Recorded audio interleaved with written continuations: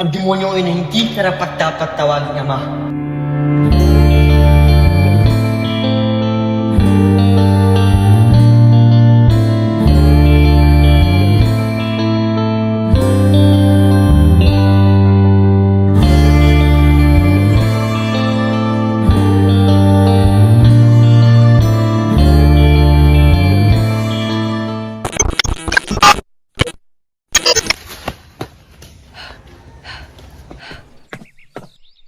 Napadala ko na yung kwintas na gusto mo.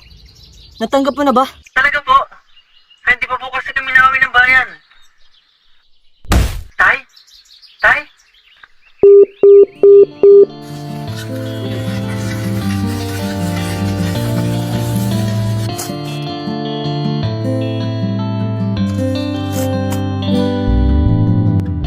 Masyadong nagmamalinis ang papa mo.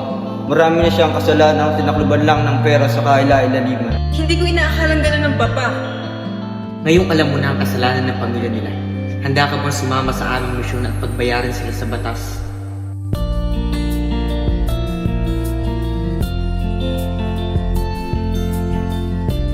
Hindi ka magpapahit sa ginawa mong kasalanan sa pamilya ko.